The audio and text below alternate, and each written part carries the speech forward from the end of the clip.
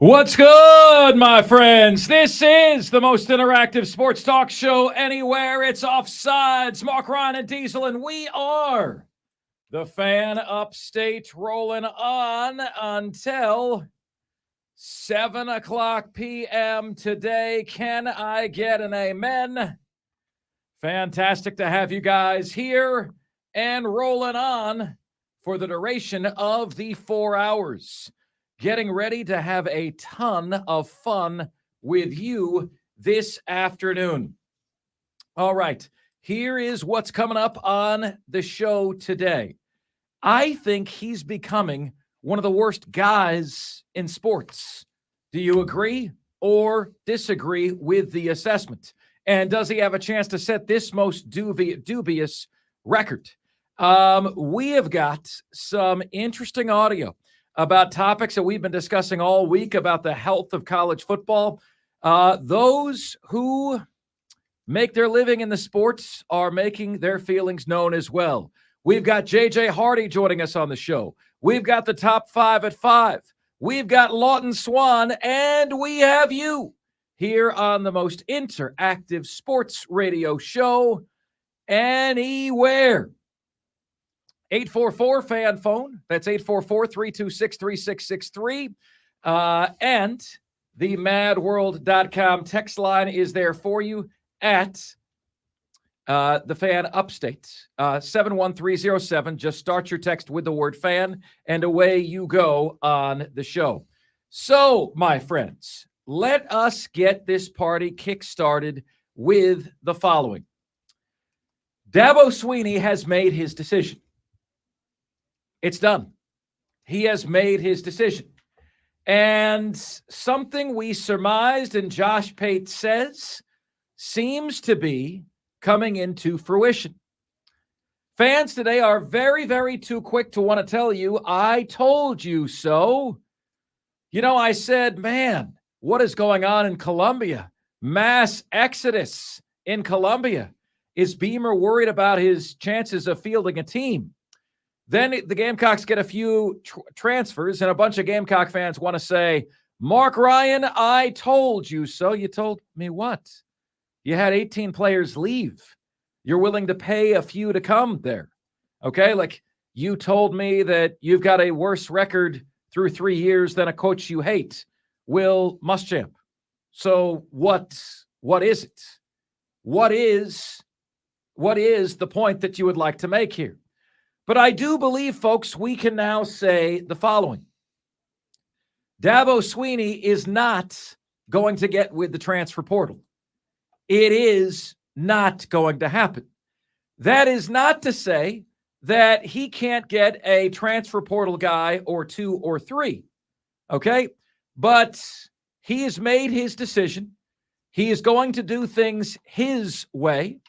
As of this present moment, Clemson is 15th in the 24/7 recruiting ranking from 24/7 Sports. Okay? The composite rankings from 24/7 Sports, they are 15th. South Carolina is 18th. The Gamecocks are nipping at the heels of Clemson. And so you might say, well, where do we stand in the rivalry? We were a couple short years away from this no longer being a rivalry anymore. Diesel and I established the criteria. What was it? You got to win at least twice every 10 years. The Gamecocks had lost 7 years in a row. They were 3 years away from it not being a rivalry anymore. Both sides have a responsibility. There are prerequisites for both sides to maintain a rivalry, right? There was a danger of that. Let me tell you something, all right? And, you know, like you Gamecock fans, you only want to hear the negative. I'm convinced of that. I had an interaction with a Gamecock fan today who was trying to show me something bad about us that a Gamecock fan was saying. I couldn't see it because the guy blocked me. I said, I think this guy blocked me. He said, man, they don't like offsides very much in the lower states. And I said, Keith, his name was Keith. That's really interesting. You know why, Keith? Because Columbia is actually our number one market for downloads. Charlotte is in our top 10. Asheville is up there. We got this weird blip in Toledo, Ohio last week. Greenville is certainly up there. Greenville, Spartanburg. But Columbia has been our number one market for downloads. So the haters actually listen longer than the people who are fans of yours. So it's like, to us, the way that Diesel and I see it is that we are loved in Columbia, right?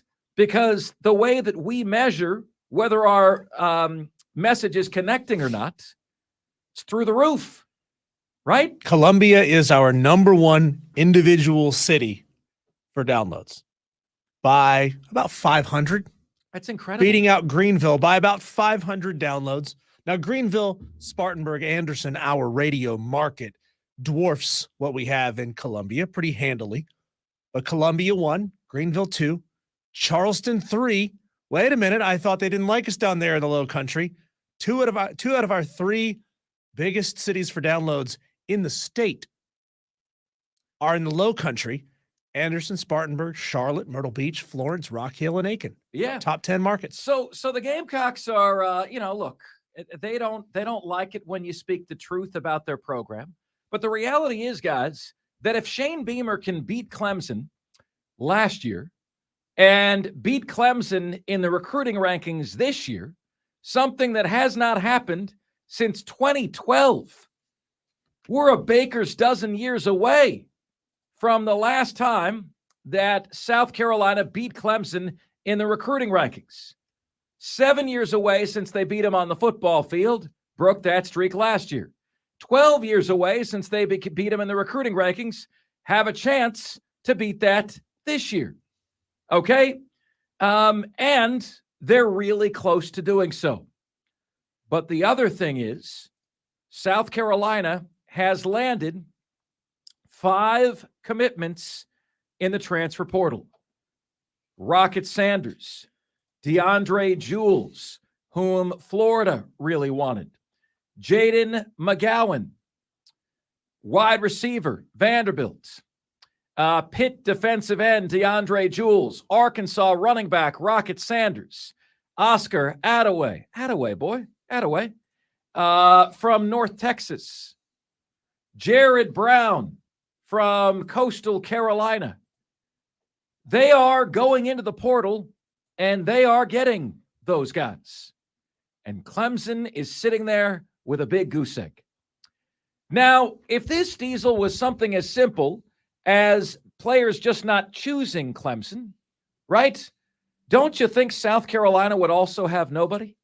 Because Clemson is... Who would choose a school that's not winning? Why wouldn't you choose a school that's right there on the cusp? So I can't figure out what it might be. What could it be? What is the reason, ladies and gentlemen, that South Carolina has 5, count them 5, transfer portal commitments, and Clemson has not a single one? Well, if only we went straight to the source on this very thing in the month of September. All right. South Carolina 5, transfer portal commitments, Clemson 0. Why is that the case? Don Munson, the floor is yours. They've chased some guys in the transfer portal. I mean, I think that people think, well, Clemson's never gone to the transfer portal and chased it. That's just not true, because they have. It's like recruiting all over again, except in this day and age, it's not just recruiting, it's bidding. And Clemson just doesn't want to get into that bidding war. Well, they are bidding. And I got news for you, Diesel. There might be like 2 or 3 different podcasts in this opening segment or two, because the other thing is, just let's segue here a minute, okay? I really hope that Gamecock fans know and realize that the only reason Rocket Sanders chose South Carolina is because they opened up the coffers for him, okay? That's not an insult to your school, but Arkansas has been better than South Carolina. They've had a better rushing attack than South Carolina. He's a featured player at Arkansas, okay? He was first-team All-SEC at Arkansas, and they have a better offensive line at Arkansas. Why would Rocket Sanders go from Arkansas to South Carolina? Cha-ching. I know you might not want to hear that, but it has nothing to do with your campus or your program or very little to do with Shane Beamer. It has everything to do with going to the highest bidder, and that's exactly what Clemson will not do. He has an NIL evaluation, Diesel, of $346,000. All right. Jordan Brown, transfer from Coastal Carolina, has an NIL evaluation of $104,000. And Oscar Attaway, the other running back from North Texas, an evaluation of $149,000. You think these guys don't know what their evaluations are? Oh, they know. Okay. You think they're not aware of that number? I wish On3 would take these numbers down. But let's see, 346 plus 149, that's $500,000 plus another 100, that's $600K. South Carolina, do you have $600K to dole out? If so, guess what? You got a new backfield. Right. Congratulations. You're Clemson. You don't want to go down that road. What do we have here? Who's got the better program, Clemson or South Carolina? Folks, every once in a while, we all need an anvil to hit us upside the head. Okay? And the reality is, South Carolina is paying for these guys. Rocket Sanders doesn't love Columbia, doesn't love Beamer. He loves Benjamins. And he's getting a lot of them to go to South Carolina. And this is not at all what NIL was supposed to be, what the transfer portal was supposed to be. It frankly disgusts me. But then again, the best playmaker on my team, Trevor Etienne, is probably going to sign with Georgia. Makes me want to freaking puke. Okay? Diesel, your best wide receiver, right? You're one of your best running back. Pieces out as well. Yeah. Gone. Why? Money. Highest bidder. But you need no further proof that South Carolina is paying and Clemson isn't than the fact that you know that Clemson is a better program than South Carolina. Clemson as a program is an 8 or a 9. South Carolina as a program is a 4 or a 5.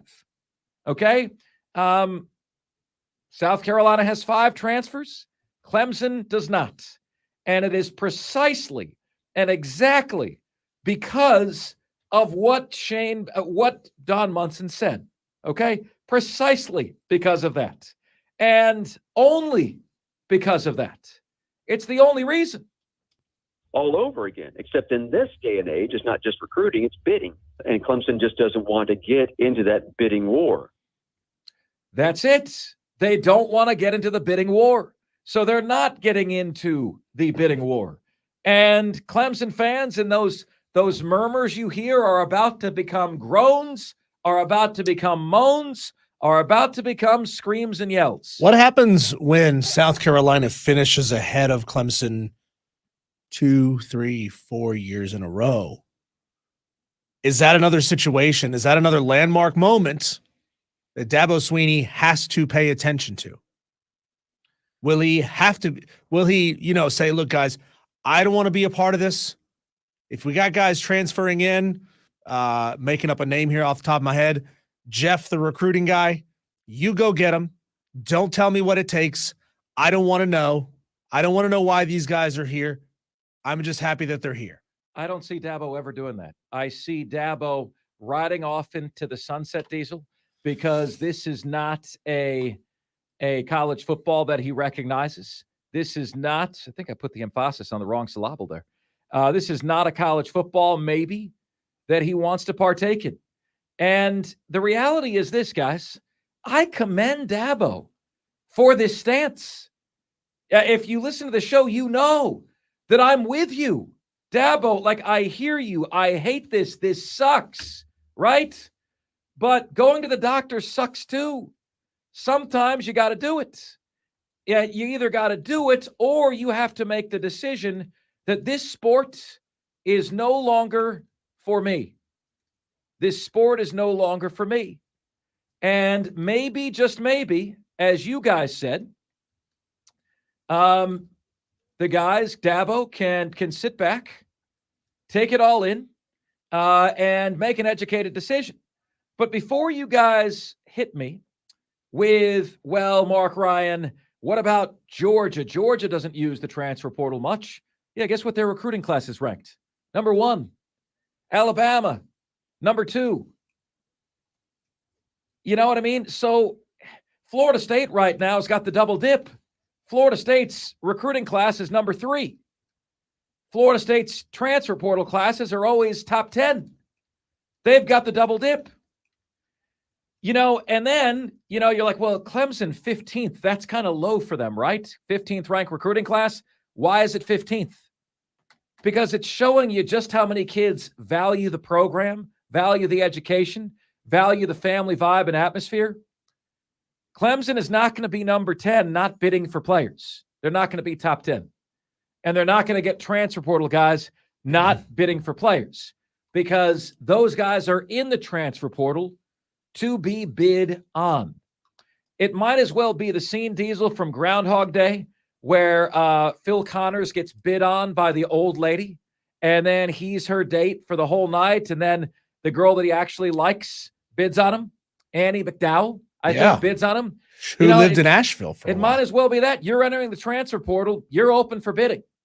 And Clemson's like, we like you, but we want you to like us for who we are. Okay? We're not because we're a sugar daddy. We want you to like us for who we are. No, I'm going to take the sugar daddy. That's what the kids are saying.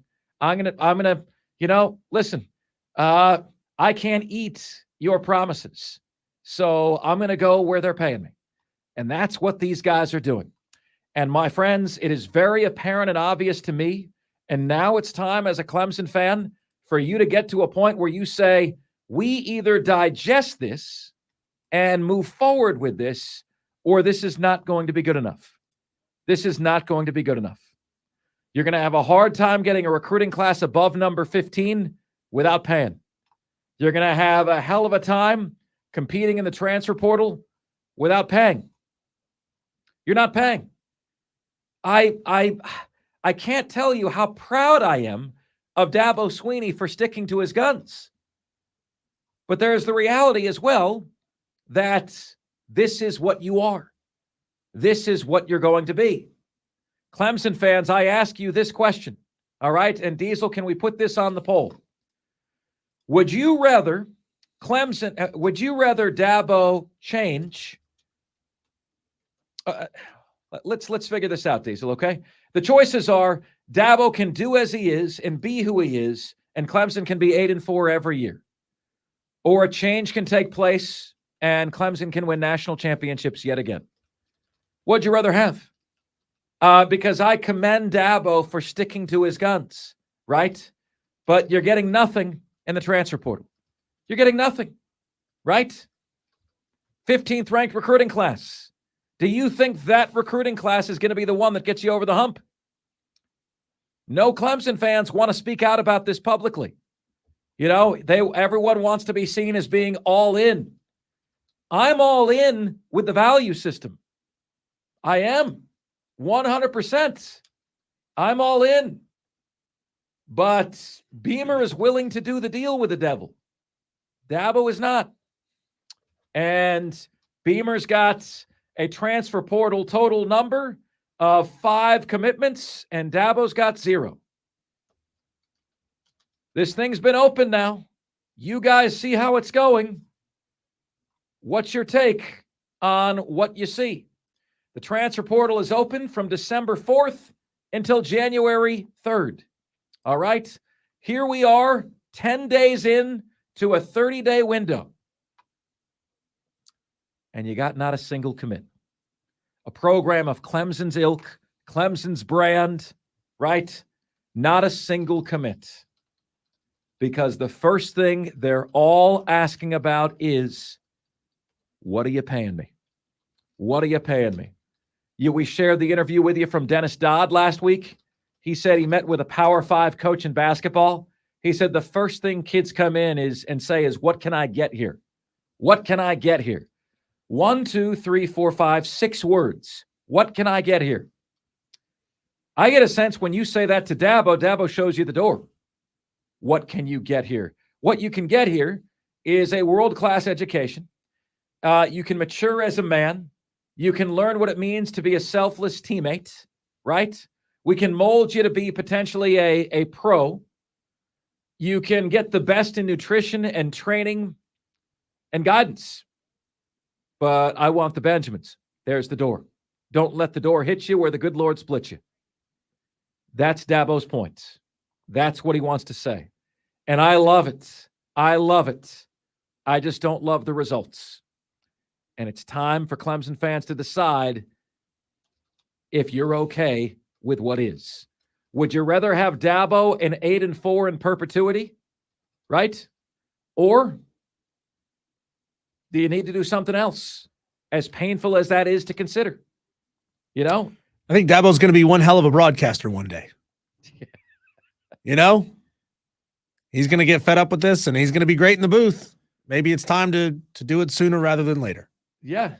And you can't treat, I don't think, you know, the question for you guys is, do you guys think in today's day and age, you can treat the transfer portal like an option?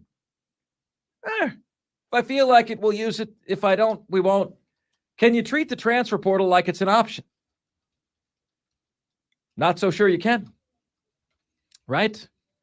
I don't know, because maybe, just maybe, if Clemson finishes 15th in the transfer portal, Clemson finishes 15th in the recruiting rankings, South Carolina finishes 18th, maybe, just maybe, the guys South Carolina gets in the transfer portal pushes them over the top. We'll keep this conversation rolling, my friends. 844-326-3663 is the number to get to us on the show. You're listening to the most interactive sports talk show anywhere. It's Offsides. Mark Ryan and Diesel, and we are the Fan Upstate.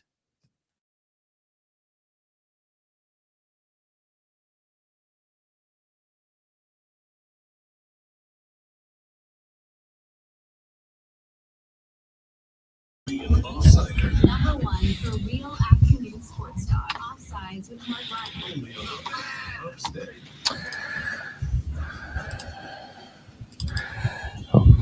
What's good, my friends? It's Offsides. Mark Ryan and Diesel. We are the Fan Upstate. Fantastic to have you with us. Clemson, number 15 recruiting class. Not great by their standards. Not awful, right? Number 15 recruiting class for Clemson is probably a B-. 0 transfers, okay? So as instead of looking at this like two separate grades, well, you get an A in the recruiting rankings and a C in the transfer portal, why don't we just say the transfer portal can bump you up, you know, half a grade to a full letter grade? All right. So South Carolina in the recruiting rankings has a B. With the transfer portal, South Carolina has a B+ or an A-. Clemson, by its standard in the recruiting rankings, has about a B-. Nothing in the transfer portal to move them up. And look, guys, I realize that Clemson is talking to guys in the transfer portal, recruiting, going to see them, right? That they're into them. They want them to come to Clemson. But they're not speaking the recruit's language. And you know what that language is. Let's go to the phones and let's get to Dave in Myrtle Beach, who leads us off. Hey, Dave, thanks for the call. Would you believe, Dave, that Myrtle Beach is our number 7 market for downloads across the whole state? Number 7. Dave, thanks for ringing us up. How are you? You're Offsides. Good. Thanks for having me. Two sides of the coin. Number one, ex-college athletes, ex-pro athlete, I understand and appreciate. So from that aspect, appreciate the NIL and the transfer. I think it's a good thing. I think it's cyclical. It's going to come back around just like Bitcoin or any other brand new flashy thing. I think it's going to circle back around. We're going to see it die down and get to a reasonable expectation of what we're paying these players. Number one. Number two, I think that with the negative connotation to the recruiting, the NIL that you're seeing now, I don't think it's so much that as opposed to, what these universities have been making since they become such a huge brand. I think that it's now putting the money where it needs to be. I didn't hear anybody complaining when the IPTE, the cost of seats, the cost of season tickets, and that's one thing with Clemson. Over the years, families have been pushed out of their seats. We say it's a big family here, and over the years you would think that they would keep same prices, and I know things go up, but that's another part of it that you have to see. The universities and the coaching staffs and everybody has been making all of this money, and now that it's time for the players to start making it and have that not ability, true, well, not true. It's just not true, Dave. It's not true at all. It's that out of 130 teams, Dave, 25 to 30 make a profit. The other are losing money on football. I mean, I need you to understand that. Number two, players are getting $200,000 over 4 years in their scholarship. Okay? $200,000 worth of room, board, and education. Money saved is the same thing as money gained. They're getting that, right? Number three, these schools are putting out an additional $30,000 to $50,000 per year in development and treatment of these players.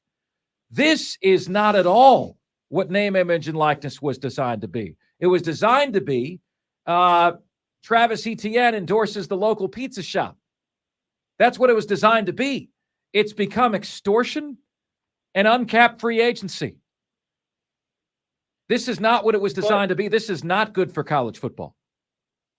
But when you look at these coaches and coaches being the highest paid players or the highest paid employees of each state, you have to look back at that to realize that, this has become and maybe schools aren't making as much money as they are, but you've got to see that's because they're putting money back into the programs and building these nice facilities and putting it back in the universities and back into the coaching staffs.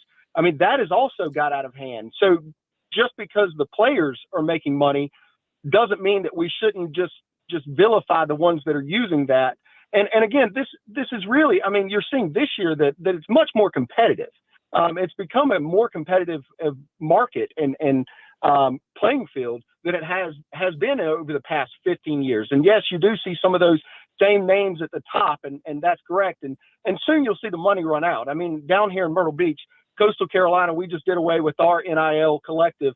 And I think you'll start to see people get tired of this, but we are just at the precipice of this. So I think it's going to even out over time, but I mean, you can't vilify programs for using what they have in their bank to go get winning seasons if that's what they want to do. So Dave, you are vilifying people for pocket watching athletes while at the same time vilifying coaches by pocket watching them and seeing how much money they have in their salaries. Now, hang on, Dave, hang on for a second.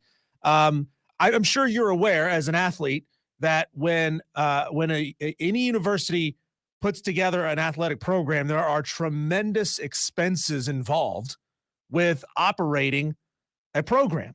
And I don't understand why people think or believe that programs should operate on a poverty level budget when it takes a tremendous amount of money to run things. And you also understand that the reason why these facilities are being built is because most, not all, but most public institutions are not for profit. They have to spend that money. They have to spend that money on upgrading buildings and facilities, because if they don't, they get taxed on it. So they have to spend it. So here you are saying these evil universities are building nice brand new buildings. How dare they? And then let college kids into it to use the services, to eat the free food, to get all the free merchandise, and all of the other little ways that college athletes can get extra benefits and cash along the way. You've been sucked into what we called the other day the gaslighting of the fans. College athletes have gaslit fans into believing that the totality of the benefits they receive by being a college athlete are valueless, and that is flat out patently wrong. No, I'm not saying. I'm a capitalist. I think everybody should get as much as they can for what the market will give them. That's I'm not good for saying the that we sports. shouldn't- That's not good for the sport, We Dave. shouldn't. Get I'm what? I'm not sure why. I mean, What do you mean why? The NFL has made millions and millions. Yeah, but the NFL has no. Wait. billions of The NFL And I has a agree, salary everybody cap. should make as The much. NFL has a salary cap. You can only make as much as each team has the same salary cap. You're saying, hey, man, go get as much as you can, even if it makes college football one and done and no commitment, and you're not teaching kids stick-to-itiveness. Like, just go for the money. You know, if you're third string, don't try to get better. Don't try to beat the guys ahead of you. All right? Don't try to do that. No, I think you should go where you should play. And if that also returns money in your pocket, absolutely. No, see, I don't think it should be all about money. But they're not necessarily going for playing time. They're going for paying time. That's it. Well, that's part of it. But I know you can't tell me some of these players are just transferring to get the money and sit on the bench. I mean, there may be a handful, but I don't believe that you play sports throughout the years and you're just going to give up everything to go sit on a bench and make a paycheck. So Dave, I'll close with you on this, David. And it's been a lengthy call, but a call I appreciate, and we hope we hear from you again. I'll close with you with this, David. Are you a Coastal Carolina fan? I am, yes. Okay. So when you guys have a Grayson McCall, now NC State, star wide receiver, likely the tight end, right? At this point, you're just totally cool. They star for 1 year, then they're gone. Hey, man, go get what you can. We can't afford you. That's what's best for college football? Really? I hate it, but yes. It's not what's best for college football. It's not what's best for the sports. This is amateur athletics, okay? Amateur athletics. This is not, well, Mark Ryan, would you leave if someone offered you $1 million? I'm a professional. These are students going to college. You go to college to become a professional.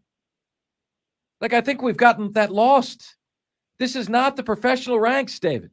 This is college football. I think we're getting to the cusp of it. I think maybe 12 to 15 years ago, we changed it from being amateur football. And that's not good for the sports. It's not good for the sport. I completely agree. But once you've opened this Pandora's box, there's no way to put it back in. And now that we've made it about the money, it has to be about the money for everyone, not just a certain few. David, but I understand what you're saying. Yeah. I completely see your point of view. It's just, I think that everybody should get what they can as soon as we turned off that amateur button or that switch about 10 to 12 years ago. David, I do really appreciate the phone call. I do really appreciate you, Ken. And I don't believe, Diesel, that David truly feels that way for this reason. His Coastal Carolina team isn't going to do squats from now till eternity, so long as his team is a feeder program. But Diesel, there's so many different levels of this. Like App State and Coastal are going to be the feeders for South Carolina. Then South Carolina is going to be the feeder for Florida State. Yeah. I don't know if David is David. What David wants is your ability to go out and completely unchecked go get what you can. You realize in real life, David, we have all kind of government oversights. We have all kind of rules that prevent businesses from going out and doing whatever they want to go get whatever they can. That's not legal. That's not reality in the business sphere, right? Like there's the SEC when it comes to stock market and your ability to try to go out and get whatever you can. There are rules that you have to follow. And what you're saying is, I want no rules whatsoever. I want these guys to, without check of any kind, to be able to go out and get what they can, which that is unchecked, unfettered capitalism. Yes.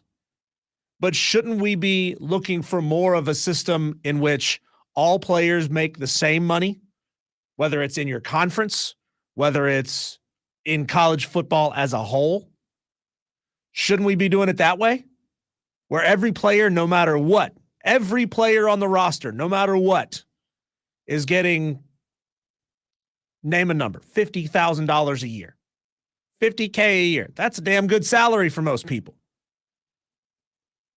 And I know that sounds like communism, which in a way it kind of is. You know, the only way to have a cap, and the courts are going to continue to shoot this down as saying it's unconstitutional. The only way to have a salary cap is to make the kids employees. That's the only way to do that. And that's where we're headed. Okay? And if these kids are suddenly employees, there's going to be a lot of that they don't like. Hey, we paid you $300,000 last year. You only had 1 interception. You allowed 8 touchdown passes at defensive back. Bye-bye. Yeah. Bye-bye. See you later. Or we're gonna pay you $30,000. We'll give you the other $270 at the end of the season if you hit these certain criteria. Yeah, there's a lot. They'll be set up with a base salary and bonuses for performance the same way everyone else is. If you get those stats, you get the money. If you don't get those stats, you don't get the money. And yet, guys, we had to wave goodbye to a standard bearer in sports this week for this very thing. And it makes me absolutely positively sick. We invite you to join our roundtable discussion on the health of college sports right here on Offsides. Mark Ryan and Diesel, and we are the Fan Upstate.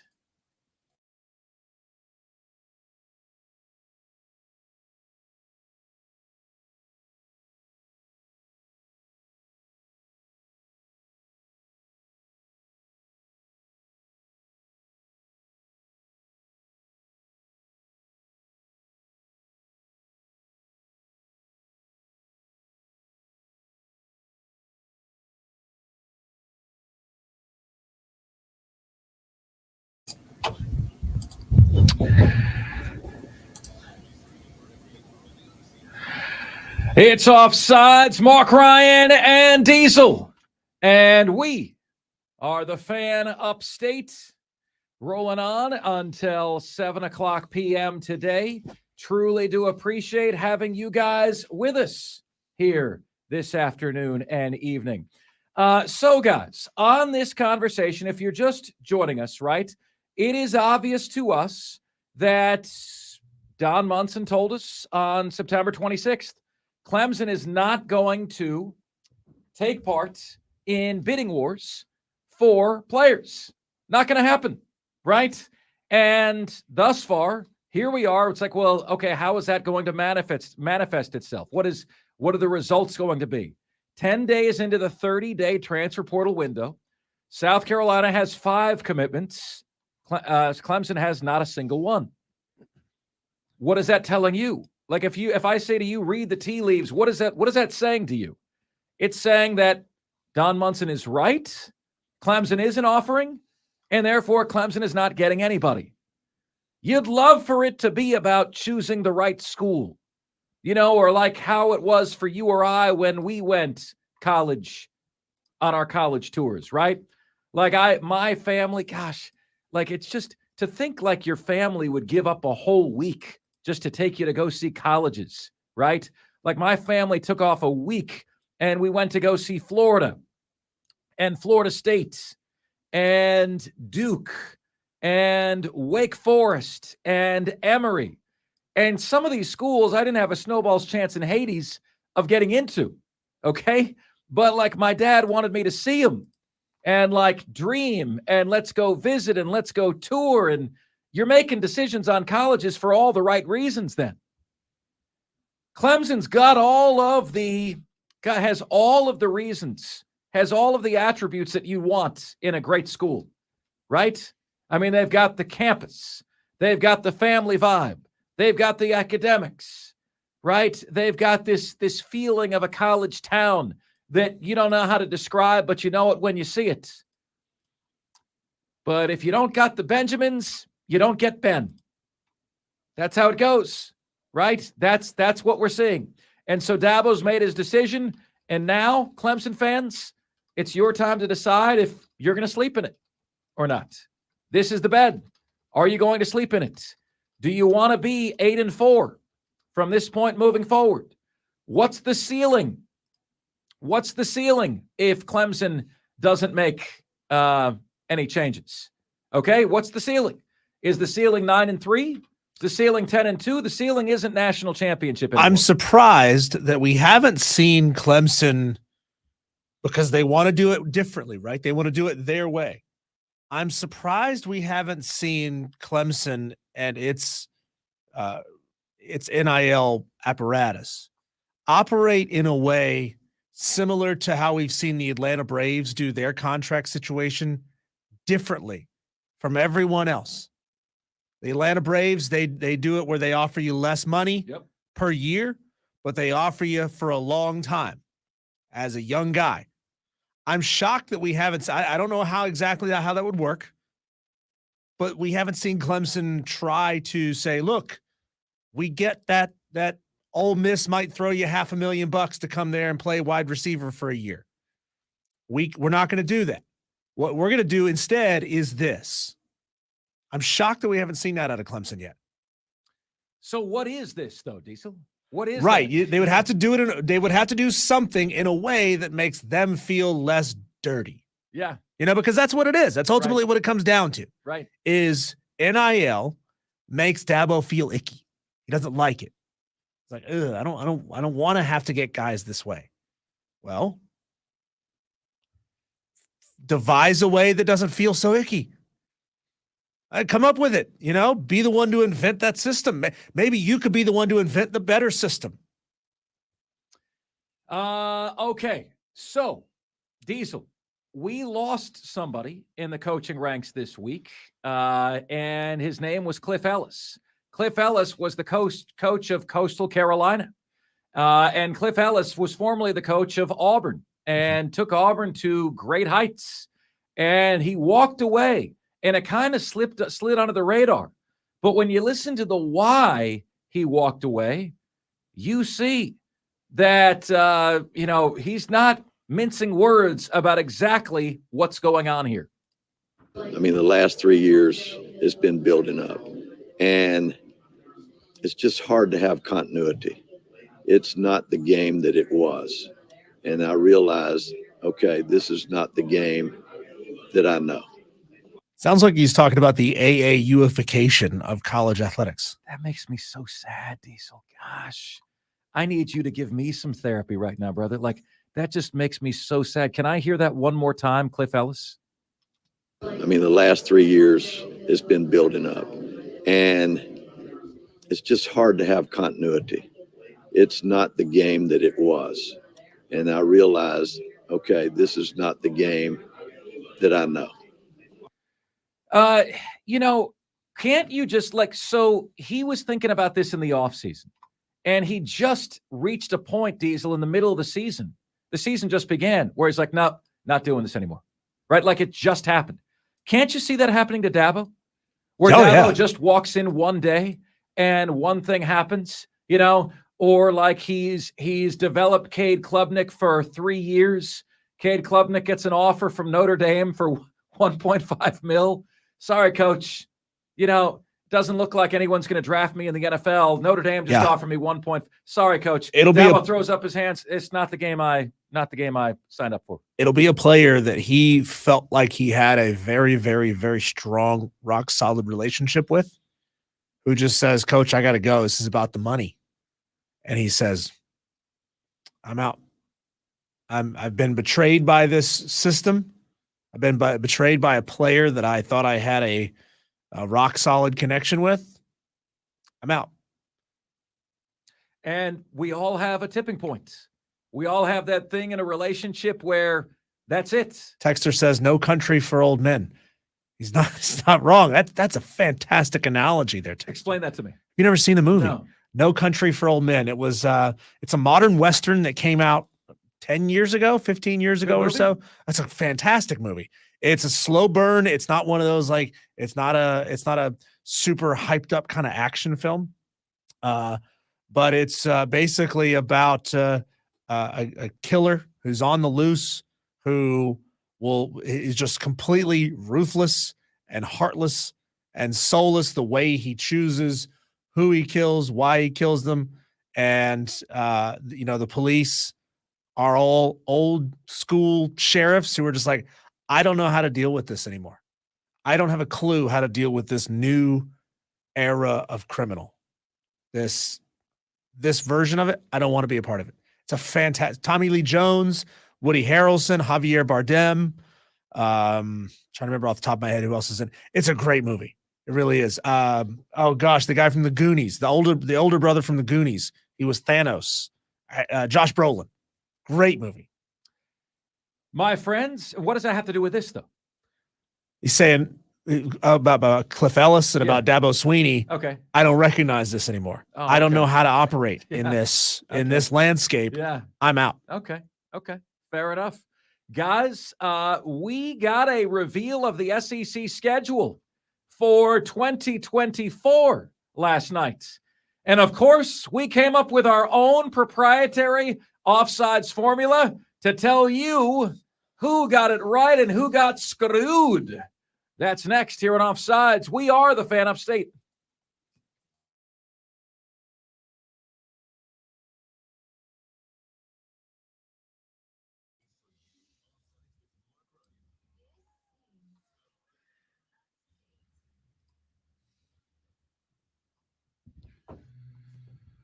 This is the most interactive sports talk show anywhere. It's Offsides. Mark Ryan and Diesel, and we are the Fan Upstate, rolling on until 7 o'clock p.m. today.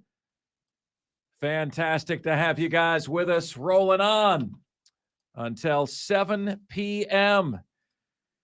Gosh, guys, we got a lot of text, and I appreciate it so much. Texter says, Mark, I think players are turned off of Dabo and the portal.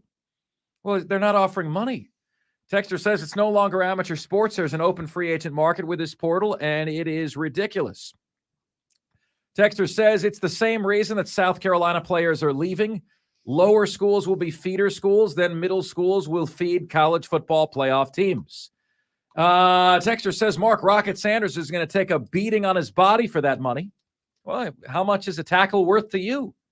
His evaluation was $346,000. Texter says, Mark, guys, with all the portal nonsense now, shouldn't teams that lose a kid to, say, a top 10 team get compensation? I mean, these programs pour. Well, like that should be written in, right? I would love that if there was a buyout structure for players. Yeah. There's a buyout structure for coaches. People say, hey, we want these players to be able to move around just like coaches. Well, the school that is hiring the coach away has to pay the other school money to get them out of there. Coaches are state employees, players are not, right? Let's make them employees. Yeah, I mean, but you know, I want Diesel to be done with the days where like Juice Wells can take $800K to not play, and then like we never hear. Does South Carolina just get stiff? Like we never hear the particulars of that. That's how it should go, though. Is that the South Carolina has had to input how much money?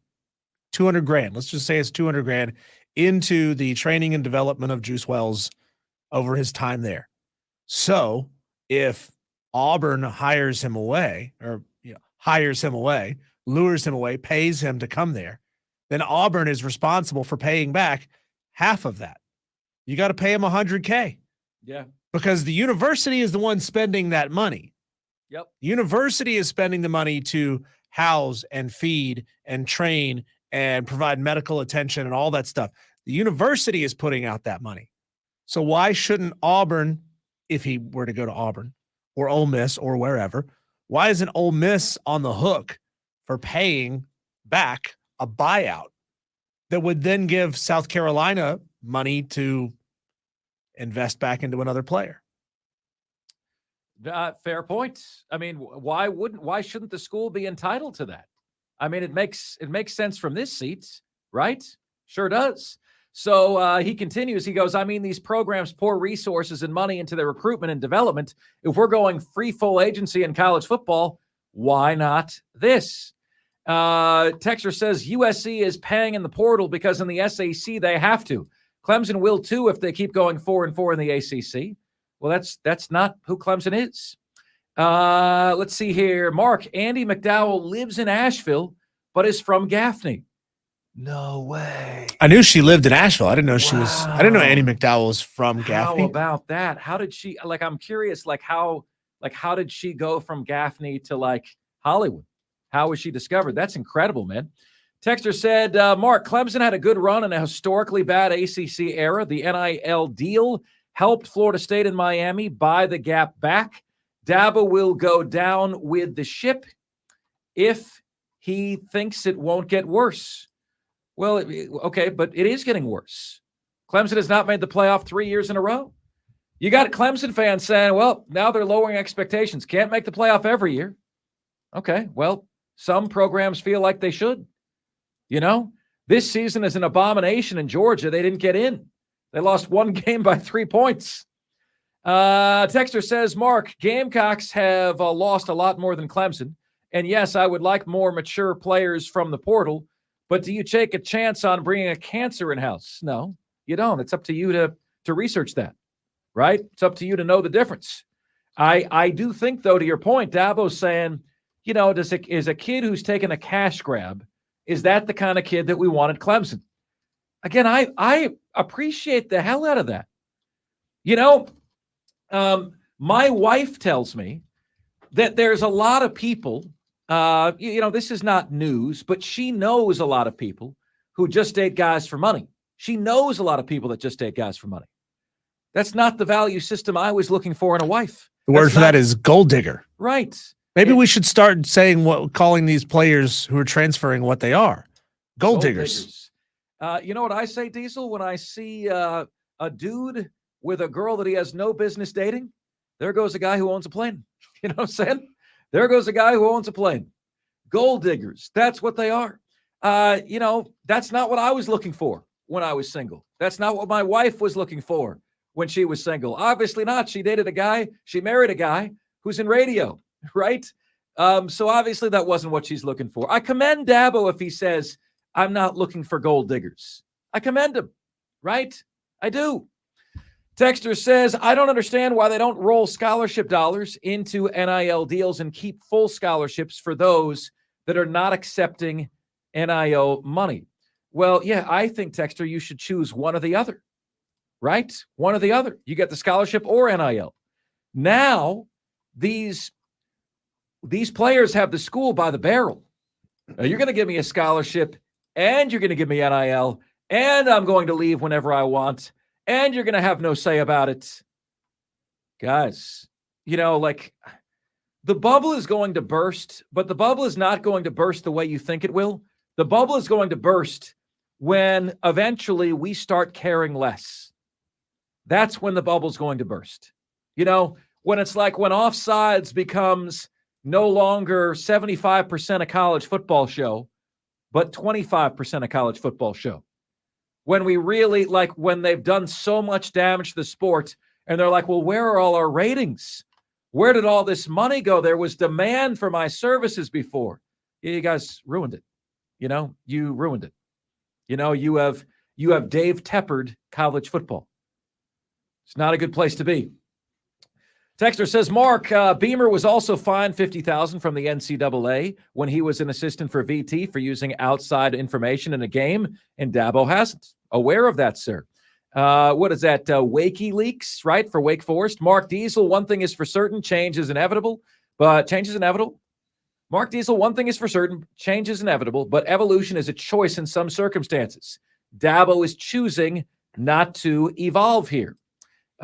Interesting take there, Texter. Interesting take. I can't disagree. Texter says, Mark, that Dave caller from Myrtle Beach is crazy. What the NIL and all this is going to lead to is revenue sharing with the players. Either the conferences or the universities will introduce this eventually, basically killing college football as we know it. Crazy. Okay, Mark, since it's the semi-pros now, should they have to pay for their scholarships? I think so. Texter says, let them go to the USFL and forgo their college eligibility entirely if they don't want the included education. College football will be mostly three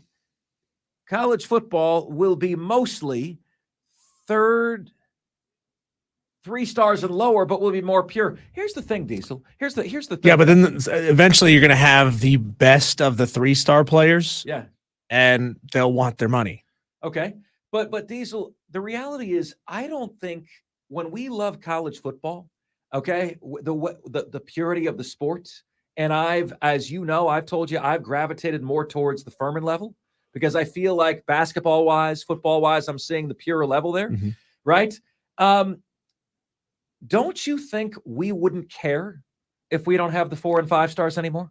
Yeah, Like, but I wouldn't care. Give me the 3 stars. You're creating a false equivalency. You're saying because these guys are under recruited, they're the guys who don't want money. That's wrong. No, that's I'm not saying that's but that's what the texter said. He's saying, well, we'll just watch a game with three, 2 and 1 star guys. Well, those guys aren't 3, 2 and 1 star guys because they don't want the NIL money.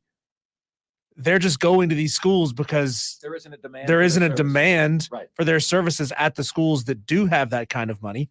And there also isn't a market in and around those schools that can provide them NIL money.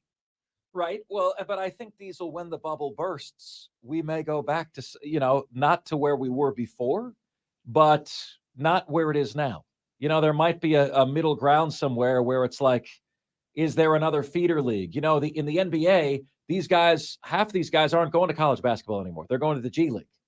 Is that coming in the NFL where they go somewhere else? They go to the USFL, XFL, because they don't want to play for no money and the money is dried up. Well, I've asked the question before, what happens when the day there's a kid who sues, because we just saw a kid sue and say, you can't restrict my ability to transfer. Even though I've already transferred once, twice, however many times, you can't restrict my ability to transfer. What happens when a kid says, you can't make me go to class because it restricts my ability to seek out and nurture NIL opportunities?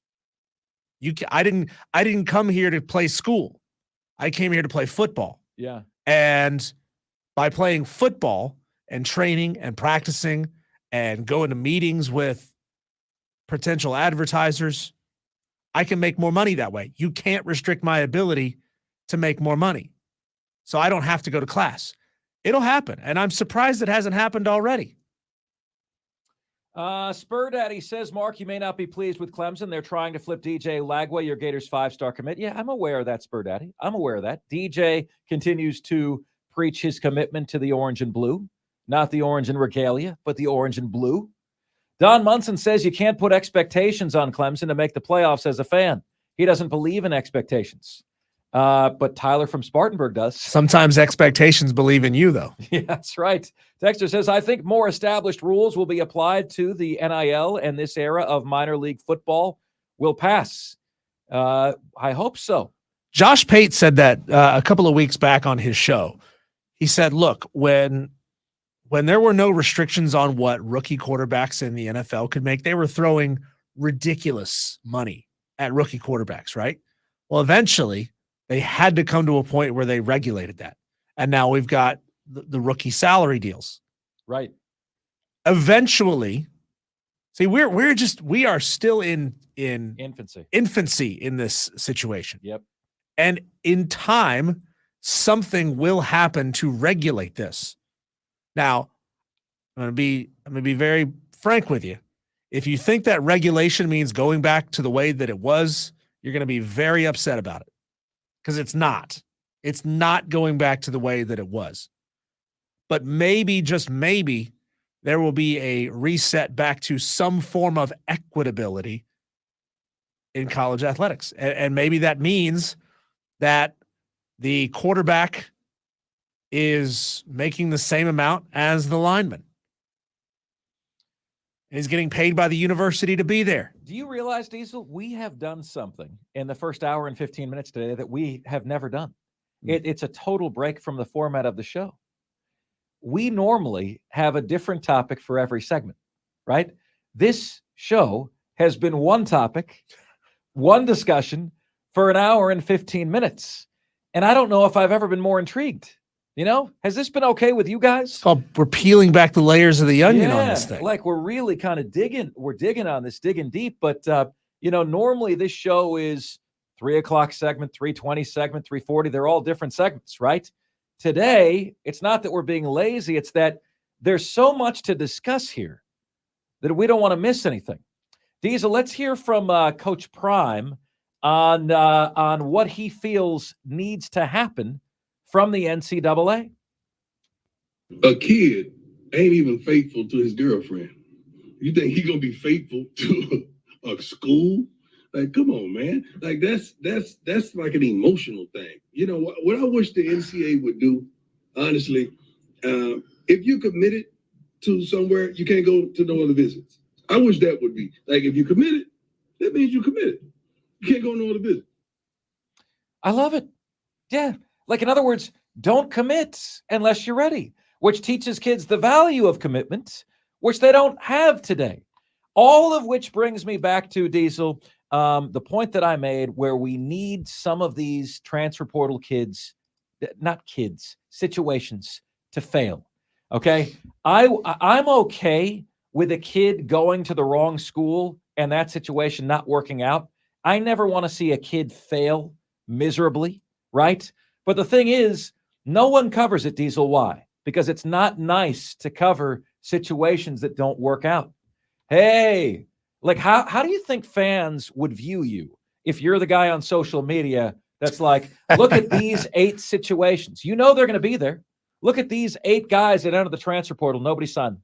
Yeah. Nobody signed them. People would be like, what a jerk. What a jerk. No, we need those guys not to work out. That's when you have to get really good at having a VPN, at having an anonymous Twitter account. Say, here's what I do. It's my way of proving that the portal doesn't work out for everybody. We actually need that to happen. We need kids to realize this song from the 1980s. I don't know what you're asking for. Don't know what you got Till it's gone. till it's gone. It's on there. Oh.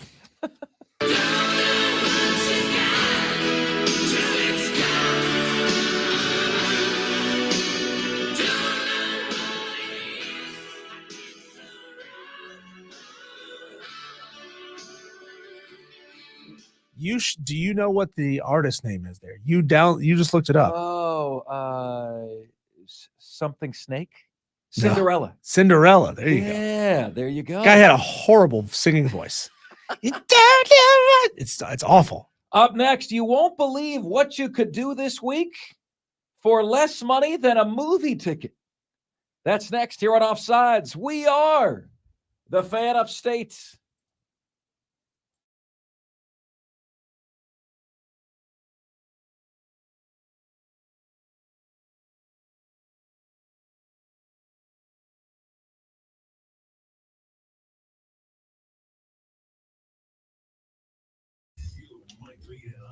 Offsides with Mark Ryan. Have you guys heard of the saying, ball don't lie? Well, it should be StubHub don't lie, okay? Because StubHub can't lie about whether there's demand or not demand. I got a message from Diesel last night, and he goes, the show's ending. Diesel, this is hilarious to me, man. Like, I don't know what it says about me that, like, I laugh at such misfortune, right?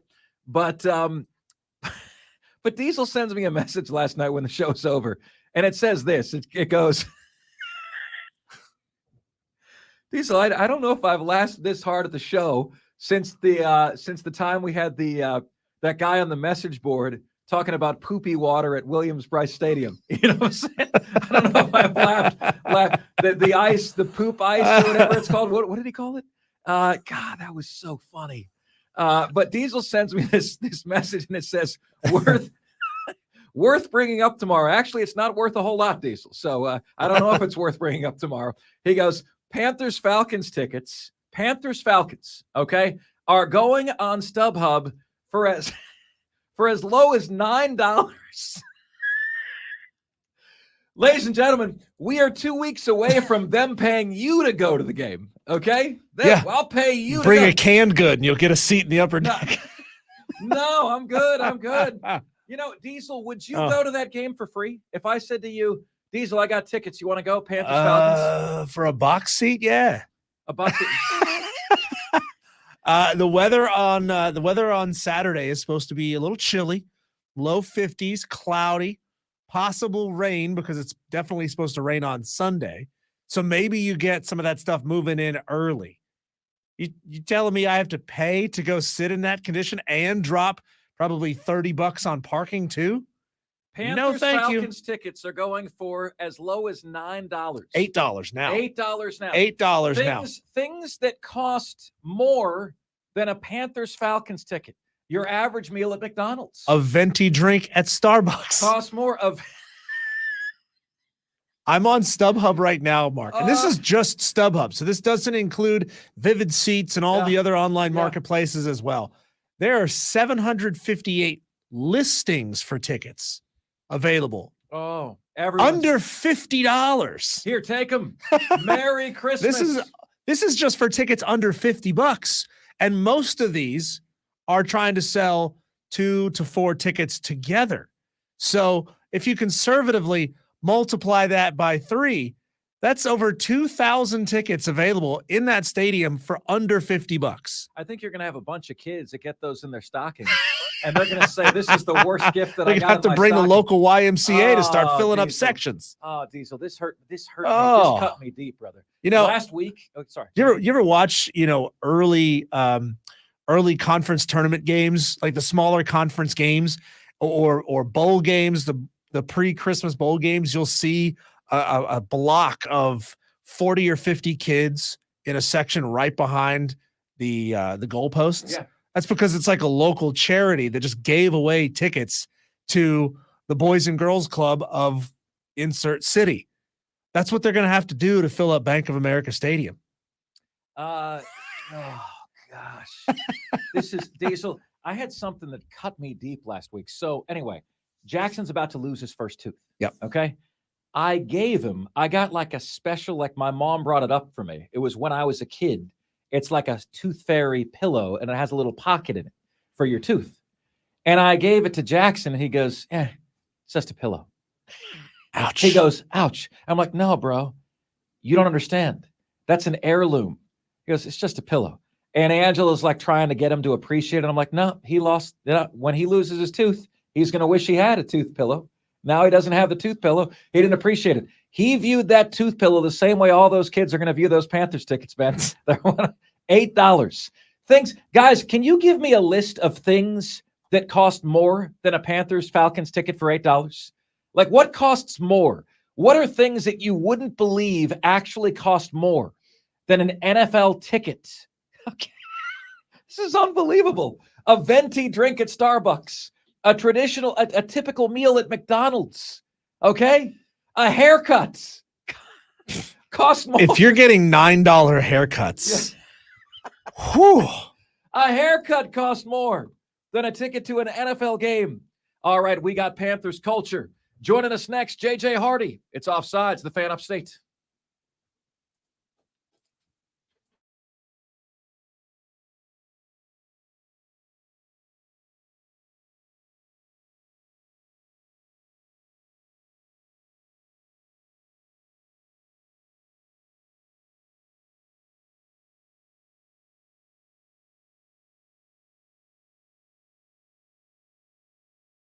It's Offsides. Mark Ryan and Diesel. We are the Fan Upstate, joined right now by our main man, JJ Hardy. Panthers culture. Happy holidays. Merry Christmas to you and yours, JJ. We appreciate you joining us. This will be, Diesel, are you in next Thursday? No. You're not. Okay. So, JJ, this will be our last show of the year with you on. But we look forward to resuming for the rest of the Carolina Panthers season next year. How you doing, my friend? What's good? I'm doing great. Happy holidays to you and everyone listening back in South Carolina. Hopefully, the season is merrier than the actual season has been for the football team. So yeah, 100%. So this is crazy, JJ. We're getting a good laugh about this, man. Tickets for the tickets for the Atlanta Falcons Carolina Panthers game are going for $8. $8. $8 on StubHub. We're about 2 weeks away, JJ, from them paying you to go to the game. Okay, so I'm asking people what what costs more than a Carolina Panthers Atlanta Falcons ticket at Bank of America Stadium? Here's what I've gotten: a colon cleansing kit at CVS costs more. A 3-pack of undies at Walmart, a 12-pack of Trojans costs more. A toy and Five Below, it'll cost more to park than the ticket at the game. You know, the beautiful thing about StubHub, you remember this site, JJ, Ball Don't Lie? And it would just, you know, the whole, you know, like the whole concept is just watch, your eyes aren't going to deceive you. You know, there's no amount of spin that you can put on StubHub. It will reveal what the demand is, right? And what do you think Dave Tepper thinks when he sees $8 tickets to his NFL football games, his prized possession? I know it hurts his ego, because I live in the Atlanta metro, and the biggest complaint I have entering the season, each season for the past few seasons, has been that it's cheaper to go to a Falcons game than it is to go to a Panthers game week 1 every season. And if you've been to the Atlanta venue, it's much more comfortable. The concessions are better. It's cheaper to get food and drinks. And the overall experience to me is better. But it costs more in Charlotte to go to the game at Bank of America Stadium. And for Dave Tepper to be seeing $8 tickets, 4 weeks, remaining in the season, I know that has to be really, really deflating to him. And I know that I hope that it gets him to realize I have to put a better product out there than what these people have been getting, because they have completely lost interest. JJ, I have presented what I think would be a quality mandate from the NFL, and it would certainly affect bowl games as well that are being played in some of these stadiums. And I want you to tell me if you think this is crazy, if you think it's unnecessary, okay? I believe that every stadium in the NFL should have the ability, not the necessity, but the ability to close a roof. So even if you open it up almost all of the time, you should have the ability to close it in the worst inclement weather. And I believe that the inability of some stadiums that just don't have retractable roofs on them is going to cost them bowl games in the future. We saw it with the bowl game in Charlotte the championship game in Charlotte a few weeks ago, just how awful that weather is. Is it crazy for me as a fan to say they should have the ability to control the climate inside these stadiums? You're not crazy. As a matter of fact, I think you're one of the smartest fans out there. I think you, in whatever percentile that represents, I think you are in that percentile, because I also wait, JJ, I'm getting jealous. Whoa, don't stop him. Don't stop him, Mark. Let him go. Compliments here. Let him talk about how smart I am. Don't stop him. Hey, look, I think, the NFL, we'll focus on the NFC South. The Panthers play the Atlanta Falcons, the Saints, and the Tampa Bay Buccaneers, twice a year, every year. One time at our house and then one time at their house.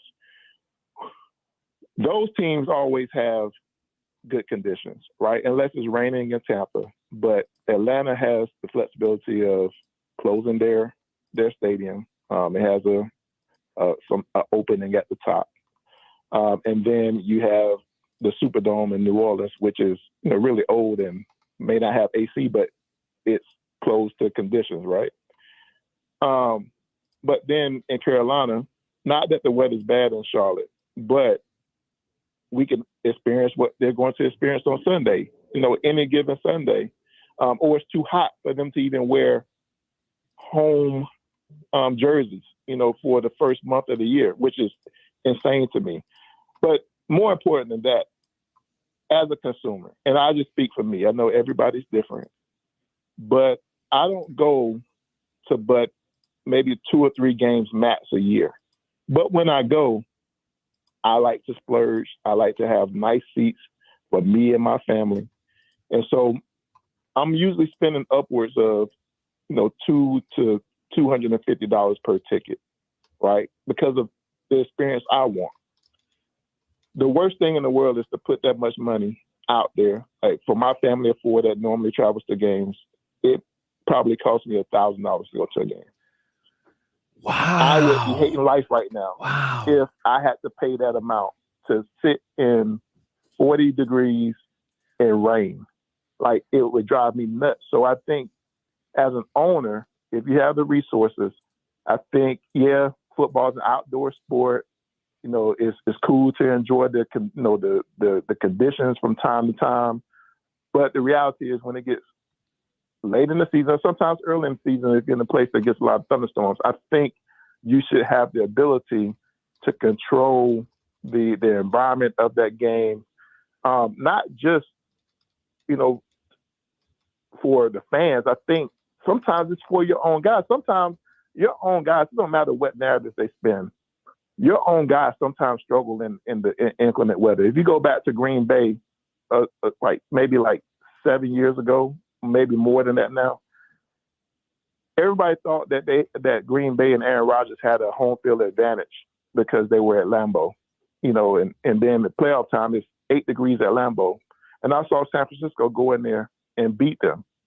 It's a struggle for everyone, so I know those historic venues probably would never get that, like Lambeau or out there in Kansas City at Arrowhead. But at the same time, I think we should go towards that because I think you should want to have controlled environments to make the playing field even for everybody, even your own guys. Yeah, JJ, I mean, there's far too much money at hand on each and every one of these games to risk the degradation of the product, the degradation of the fan experience, and at the same time, as you said, put your own players at risk in really, really heavy rain, heavy winds, fog, whatever it might be.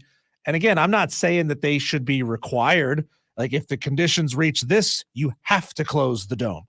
But at least have the ability to, and we see it in LA, that glass roof isn't even attached to the stadium. It is separate. So outside heat in LA could be cold if you're in Buffalo, can still get in. You're just not going to be playing in a driving snowstorm on a field that's covered over with 3 inches of ice.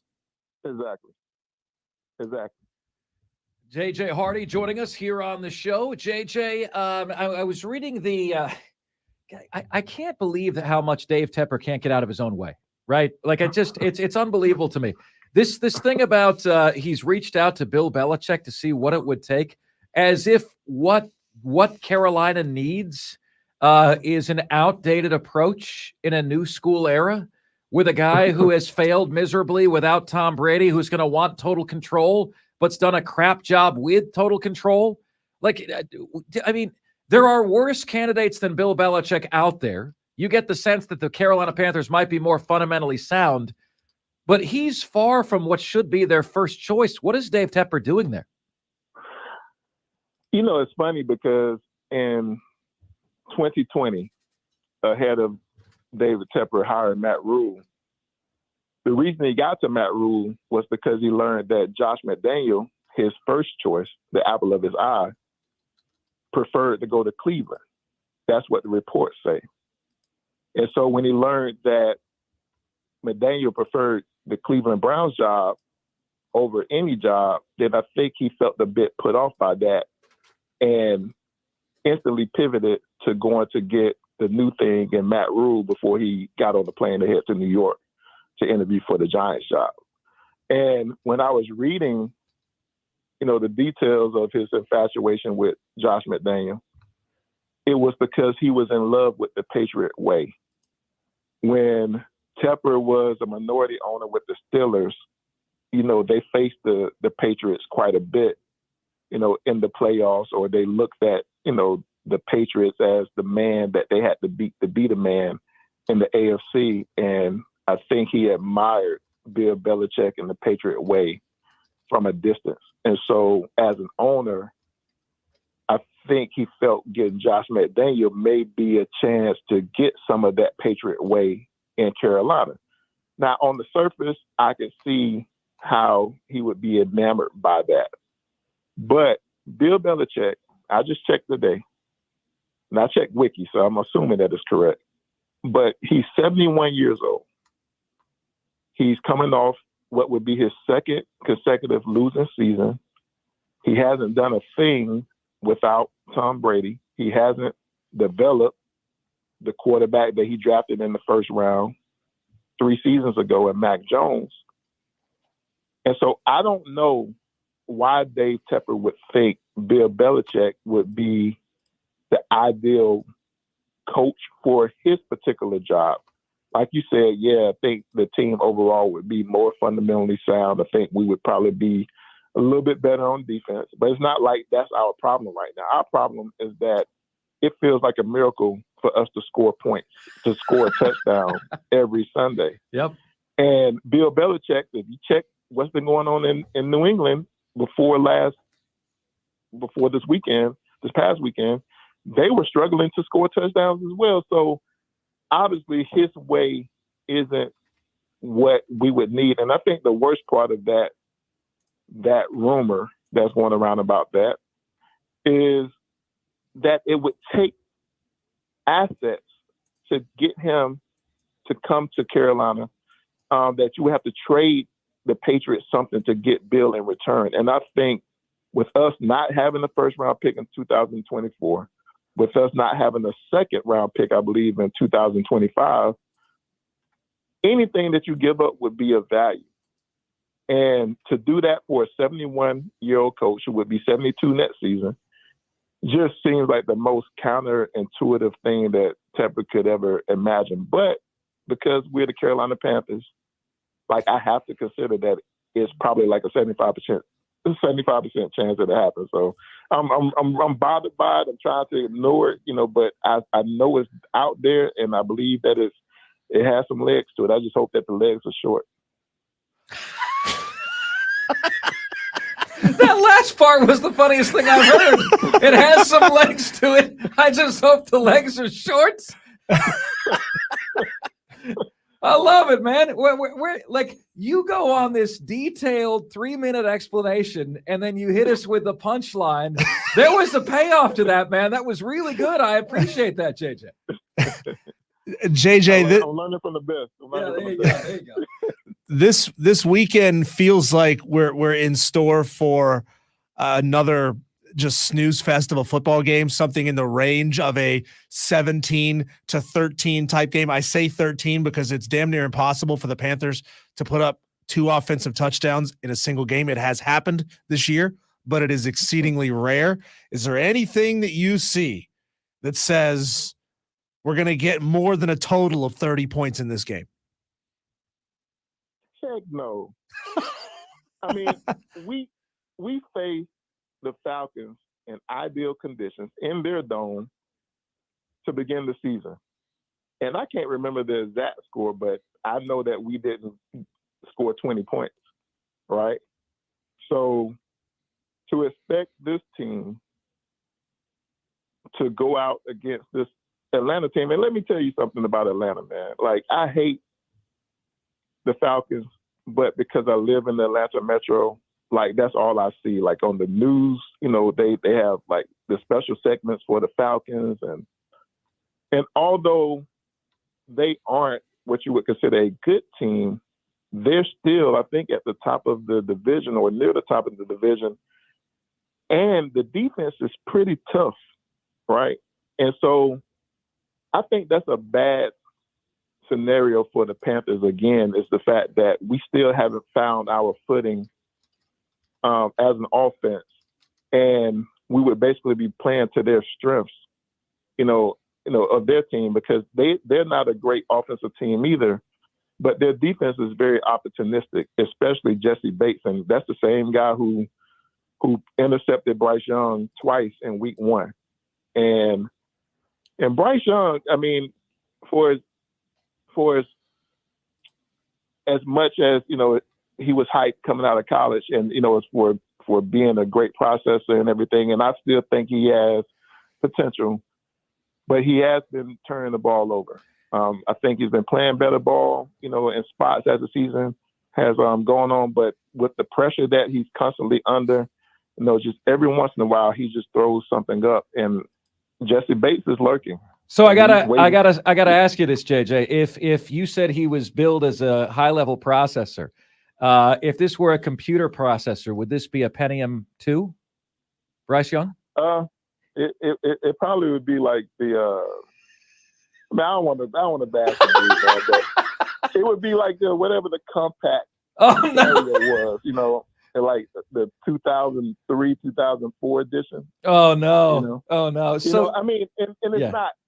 I think Bryce has that process ability. He does. Just think that he didn't realize, and I really believe that they didn't coach him for what he would experience when I hate to say it like this, but when the bullets were alive. No, you got it. You got it. So JJ, if I can, I'd like to share this with you, and then get 60 seconds of analysis with you, and then we got to bounce. But this is in Pro Football Focus. Okay, they graded all the rookie quarterbacks through week 14. Okay, now this is unbelievable, JJ. His grade for the year is 49.1, which is last among all rookie quarterbacks. His grade for week 15 was 52. So at least he's consistent, right? So check this out. Here's what it says. Young's nightmarish rookie season continued in New Orleans. He completed just 13 of his 36 passing attempts and finished the day with a 52.1 passing grade.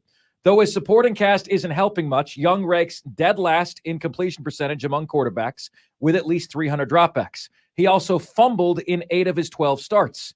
He has made some nice plays with his legs recently, but his struggles with inaccuracy and ball security are highly concerning. Sheesh, we shouldn't just focus on the good things. They destroyed him in here, man.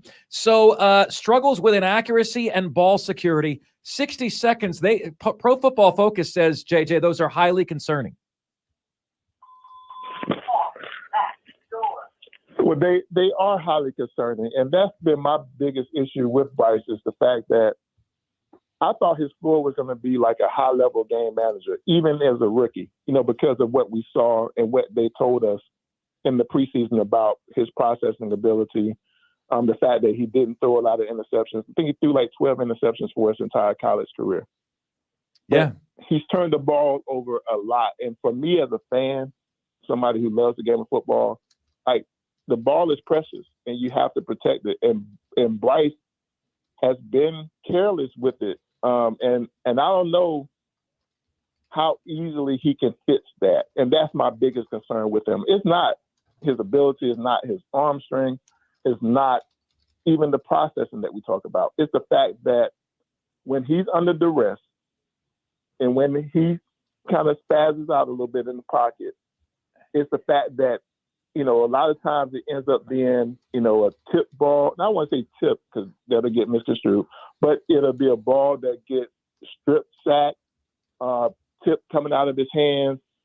And, he's lost a lot of those. And I think for me, it's been the times that he's lost those fumbles or thrown that 2-yard pick six that has turned the game. And there's a lot of things that he'll get better at, as he gets the experience in the league in terms of what he's seeing from defenses. But he's going to have to get better at holding on to the ball as well. And that's the growth that I hope we see going forward, and because I think it's important for the quarterback to take care of the ball, and he just hasn't done it. So he deserves all that criticism, as it relates to turning over the ball, in my opinion. JJ, it's been a blast. We will see you next year, brother. I can't believe for the first time I'm saying that. We will see you next year. Have yourself an awesome Christmas with you and the fam, man. Diesel and I appreciate you so much. We'll be looking forward to talking about a 3-game winning streak with you in January. Okay? Hey, look, I hope for that. Look, y'all enjoy the holidays. Back in South Carolina, I will be coming through there. To all my people back in Union County, happy holidays to you. Even my folks in Spartanburg, happy holidays and happy New Year to all of you. Thank you so much. JJ Hardy joining us here. The Top 5 at 5 is next. Offsides, the Fan Upstate.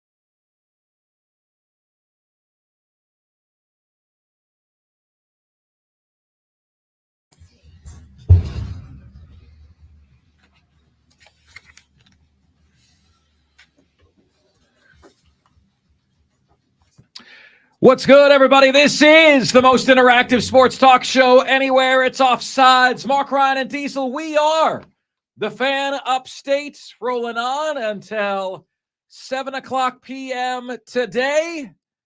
Thrilled to have you guys with us, man. Really do appreciate you. You guys cracked me up. I was getting some text, so I did. So Bill Ryder, okay? And what do you guys think of, we got different shows now on, right? Like the DA show, Damon Amendolara, left CBS Sports Radio. So when that happened, we moved the Rob Brown show over into the morning time slot, right? So instead of having the DA show on here and having the Rob Brown show on 9 to noon, we now have Bill Ryder on 10 a.m. to noon. And I hadn't heard that show a lot previously, and I love it. I love it. It's like short, it's punchy, it's to the point. Well, this week, Bill Ryder got sick. And out of nowhere, I got asked on Sunday at like 3 p.m. on Sunday. I'm sitting there, I'm watching football. Jackson and I are having snacks, phone dings, and it's CBS asking me if I would host Ryder Than You on Monday. Okay. Happy to do it. Sorry to hear that he's sick. Grateful to be on top of your mind when you have an opening. Thank you so much. Then Wednesday, I'm sitting here and where it's like 6 p.m. and Diesel and I are getting to the end of the show. And I get another text, and it's CBS, and it says, Mark, Bill Ryder still not fully well. And would you be up for hosting on, this was Tuesday. Would you be up for hosting Thursday? We don't think he's going to be back by Thursday. I can let you know tomorrow for sure. I said, okay. So yesterday they let me know for sure that I was in. My favorite reaction about that is when you guys are texting our local text line and are like, what? Mark Ryan, what are you doing at 10 a.m., man? Like, what's going on? Texter said today, Mark, is this Mark Ryan in Ryder Than You? Like, what is happening here? What are you guys doing? Text UNC Chris wanted to know if the text line was open right now. It was, Chris. I'm sorry I didn't look at it. Another texter says, more like Mark Ryan, like Mark Ryder this morning, eh? It was fun, guys. It was a lot of fun. How did the show sound to you? Did you enjoy it if you got to listen in? Really enjoyed the experience, and I don't feel like, honestly, I mean, you guys could tell me otherwise. Like, I don't feel like the local show loses anything. And like, I feel like I have part of the local show prepped because some of the topics carry over. It's pretty cool. Really is pretty cool. So anyway, guys, thank you so much for the support. It is time for us to do that jam. Mark, when you fill in for people, do you get extra pay?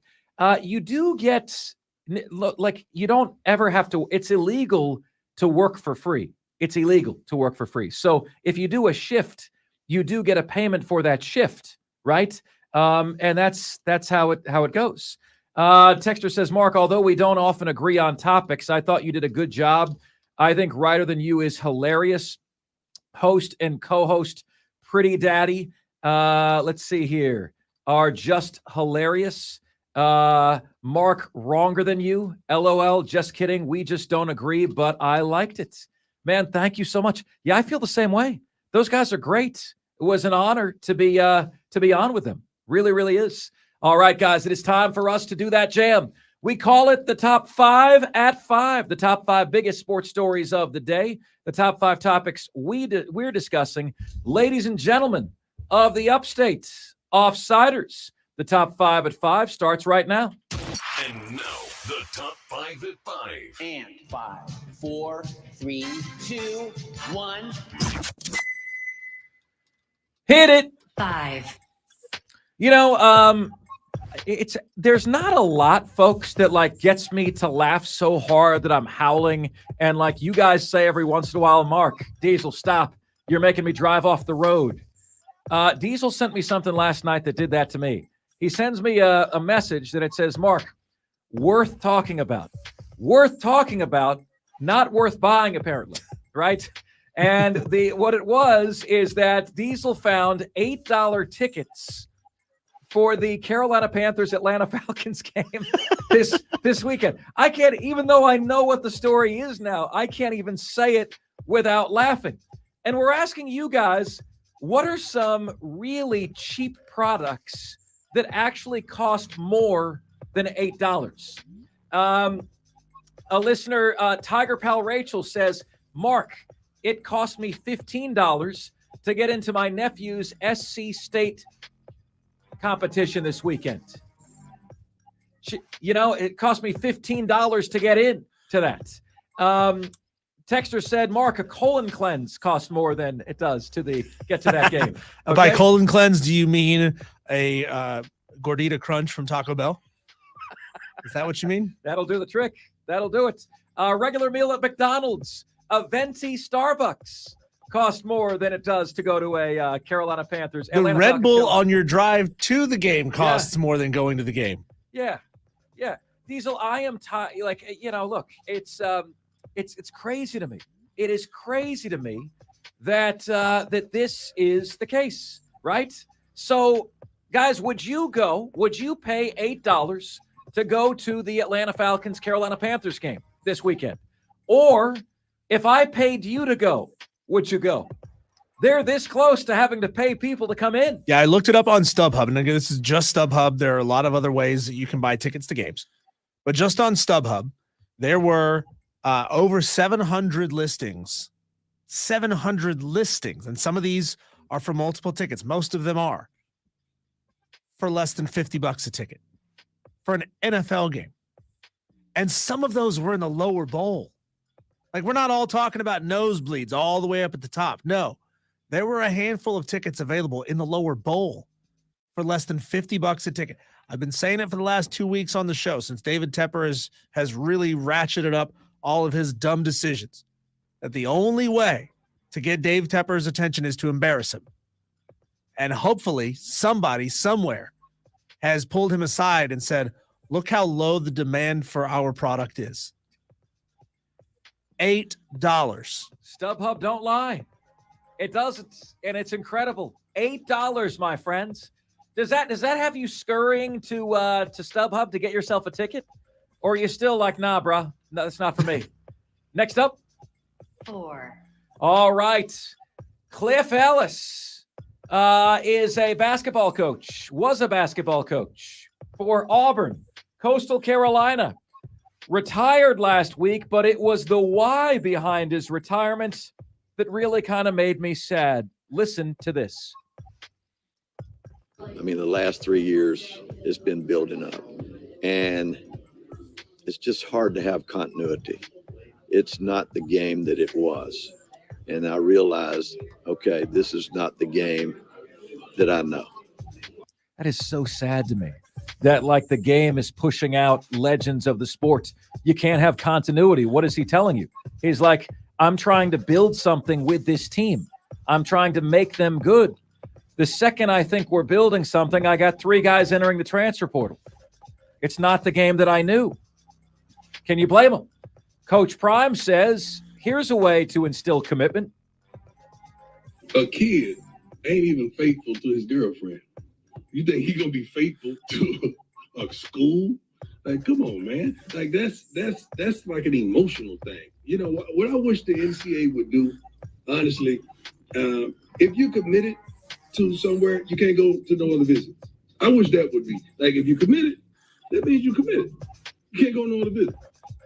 Yes, amen, Coach Prime. Like, does anyone have a problem with that, Diesel? Do you have an issue with that? No. If you're committed, once you commit, you're done. Yeah, that's it. I mean, you could say, hey, I've got to lean towards these 3 schools. I'm leaning towards Clemson. I'm leaning towards Ohio State. I'm leaning towards North Carolina, but I haven't committed to any of them. And once you commit, that means you are done. So do not use the words commitments if you're unwilling to make a commitment. A few weeks ago, there was a cat from Miami who says, still fully committed to the U, but seeing what options are best for me out there. No, bro, you don't understand what that word means. Still fully committed, but seeing what options are best for me out there? You clearly don't get what that means. Next up. 3. All right. On September 26th, none other than Don Munson came on these airwaves and gave you the 411 on what to expect from Clemson in the transfer portal moving forward. They've chased some guys in the transfer portal. I mean, I think that people think, well, Clemson's never gone to the transfer portal and chased it. That's just not true because they have. It's like recruiting all over again, except in this day and age, it's not just recruiting, it's bidding. And Clemson just doesn't want to get into that bidding war. There you go. So what are we seeing? Don Munson told you September 26th. I'm saying, folks, that Dabo Swinney, it's obvious now, has made his decision. Clemson is not going to bid. How can I say that? We are now 10 days into the transfer window. Clemson has 0 commitments. I commend Dabo's stance here. I really do. I really do. It's moral. It's ethical. The way this is being used is not right. It's not good for the kids. It's not good for the sports. But can you win it all if you bring in the number 15 recruiting class and 0 transfers? Clemson right now has 0 transfers. How do you guys explain to your friends, okay, that South Carolina has 5 transfers accepted and Clemson doesn't have a single one? Is South Carolina a better program than Clemson? No.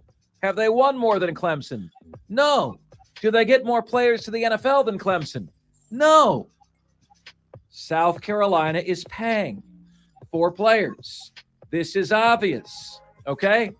Do not let anyone tell you that Rocket Sanders wanted to be a Gamecock. Rocket Sanders wanted his $346,000 NIL evaluation from On3 Sports that apparently South Carolina paid. It doesn't make any football sense to go from Arkansas to South Carolina. I mean, Diesel, in terms of teams, wouldn't you say, like, at best, that's a lateral move? Like if you were, wouldn't that be like going from, I don't know, it'd be like going from Spartanburg to Simpsonville or Simpsonville to Spartanburg. That's a lateral move. The only difference is you're going from a situation where your coach is probably going to get fired to a situation where your coach might get fired. Wait, have you seen that schedule? It's okay. So guys, I'm not saying this to burst your bubble. Okay. But just know that, like, Rocket Sanders can tell you until he's blue in the face, I wanted to be a Gamecock. He wanted the money associated with being a Gamecock. He was first-team All-SEC at Arkansas. I think he's very unlikely to be first-team All-SEC at South Carolina. Would you not agree? Dabo has made his decision. Where do you guys feel about Dabo in this decision? If this is Dabo's decision, do you accept it? Do you accept it? Simply put, if you guys can't be better than 8-4, 9-3, and this is Dabo's decision moving forward, because it very well seems to be, do you accept this outcome? Do you accept this fate? Let us know.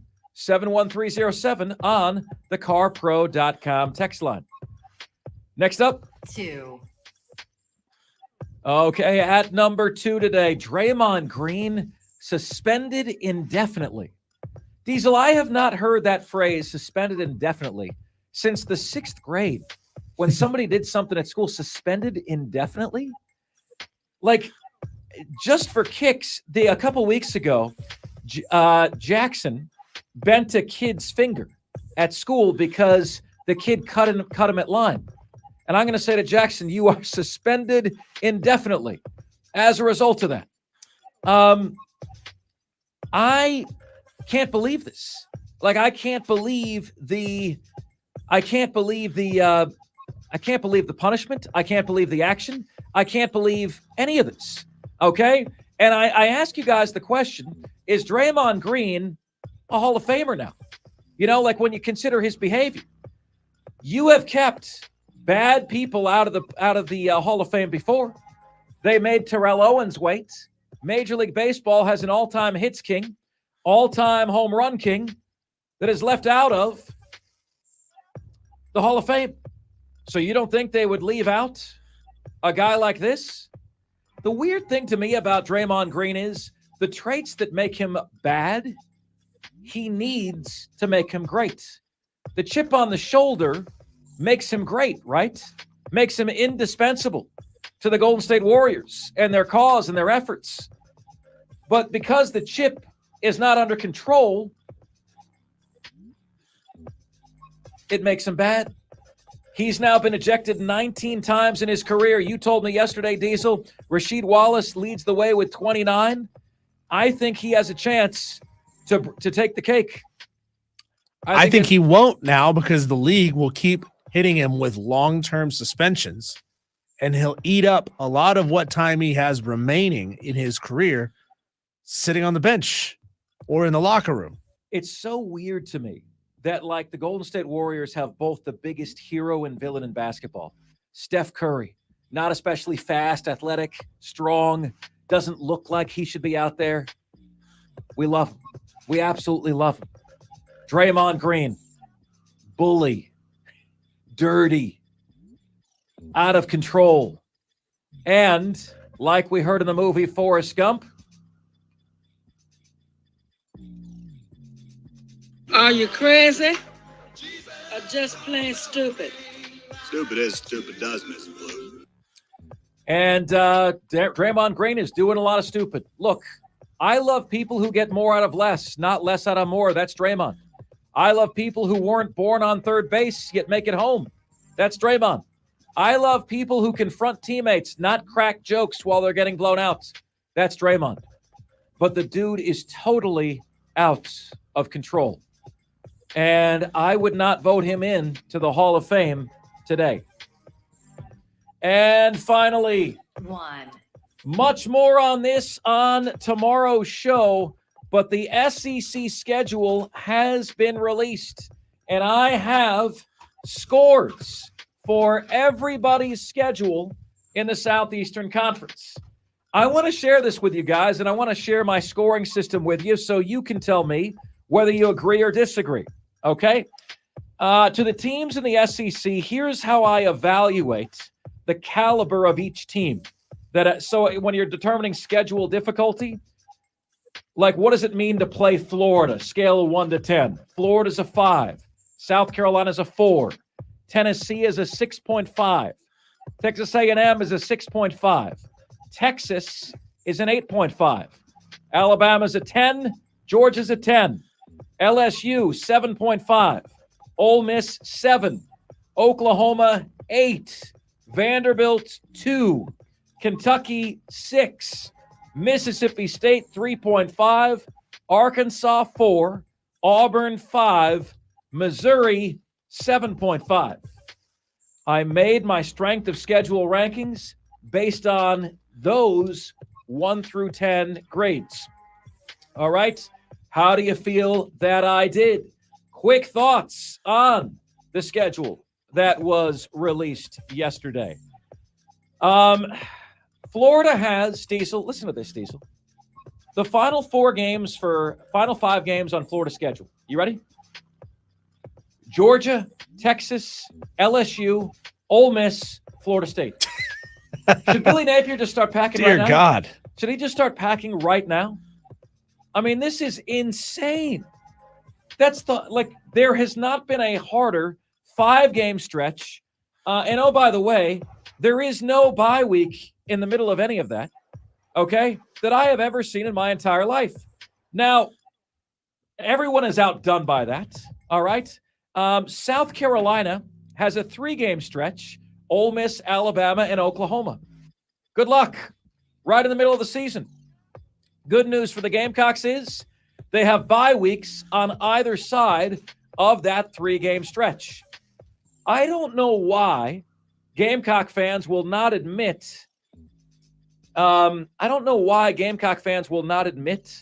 their expectations publicly. Okay? But here you go for you, because you won't do it. 7-5 or above is success. 6-6 and below is disappointment. 5-7 or worse, new coach. Because if your expectation isn't at least there, you're not doing it right. And those are today's top 5 at 5. Now it's your chance to chime in which you can do at 844-FAN-PHONE. That's 844-FAN-FONE. That's 844-326-3663. The CarPro.com text line is there for you at 71307. Just start your text with the word fan, and away you go. You can get to us on Facebook, on Twitter, and on YouTube at The Fan Upstate on every one. Please like us on Facebook, follow us on Twitter, and subscribe to us on YouTube. And finally, email. You guys can all email the show. Mark Ryan, that is M-A-R-C Ryan, at thefanupstate.com.